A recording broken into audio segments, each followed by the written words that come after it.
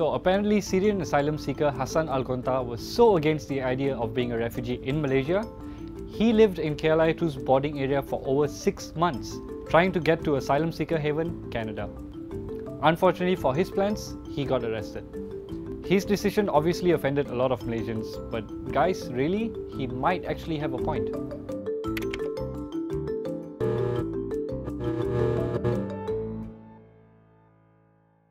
A refugee is someone who has been forced to flee his or her country because of persecution, war, or violence. This is the textbook definition given by the UNHCR, a refugee agency created by UN in 1950. And they play a big role in assisting refugees in Malaysia because, believe it or not, we do not have the legal framework to deal with refugees. We have not signed the 1951 Refugee Convention or its subsequent 1967 protocol, and they highlight, among other things, that a refugee has to be given the right to earn a living, access to education, freedom of movement, and there's a prohibition on the expulsion of a refugee where they would still face danger. And this is despite the fact that we have 160,000 refugees, one of the largest refugee populations in the region. Without a legal framework, refugees are technically branded as undocumented migrants. And as a result of that, they are left vulnerable to legal and social persecution, not given the right to education, have limited freedom of movement, and are unable to hold jobs legally. Employers do hire refugees under the counter, but without validation, they are often exploited and paid very poorly. Sometimes not even paid at all. Worst case is they get arrested while waiting to be registered and are taken to detention centers where living conditions are so bad that not just refugees, even undocumented migrants shouldn't be living there. From 2014 to 2016, 161 people died of diseases in there. Here is where UNHCR comes into play. They provide a card, an ad hoc arrangement with the government that gives refugees with the card some leeway. And this gives them some form of protection from imprisonment and detention. UNHCR has also made a deal with the government to give registered refugees a 50% discount at public hospitals. The UNHCR card for refugees here in Malaysia is probably the single most important document that gives them any semblance of protection. Precisely because we don't have a legal framework to protect refugees in Malaysia, it's really important to have some kind of documentation that, number one, states that they are recognized as people in need of protection, whether it's asylum seeker status or refugee status. There are some employers who feel more comfortable if you have at least a UNHCR card, even if you're undocumented. Some employers are willing to hire people with UNHCR cards because they feel there's at least an institution that is responsible for you. Without the UNHCR card, the people will actually have to pay the full rate of the foreigner's rate for public health facilities. But the UNHCR card doesn't give you a legal status to stay in the country. There's no agreement with the immigration to recognize the card as a kind of a temporary stay permit. Having a UNHCR card definitely helps, but only so much. A 50% discount at public hospitals is great, but not so much if you legally can't work to make a living.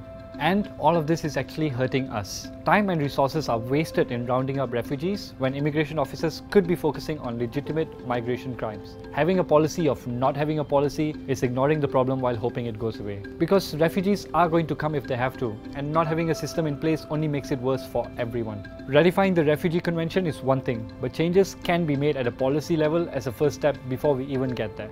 The easiest thing that we can do is to give refugees the chance to work legally. Not only will this help them become self-sustainable and less vulnerable, they would actually be giving back to our economy. Numerous studies and reports have shown this to work. In Michigan, US, refugees contributed $295 million to the local economy and created over 2,000 jobs. A study in Rwanda found that refugees that were given cash aid brought back returns more than the aid that was provided. What we need here is more policy, because we have institutions and we have services actually that could deliver. The refugee population is not enormous here. We need a mix of assistance in a humanitarian sense to some families, but also really access to services, access to jobs, access to facilities and basic rights. Those are the things that really matter the most. So trying to allow refugees to access employment, for example, trying to allow refugees to access the government healthcare system. Those are the types of interventions which are much more important. So that's actually where policy comes in too. This will help refugees that are here for a short run, but for many, that's not the case. Especially with children and teenagers in the picture, many do end up living here for a lot longer than expected.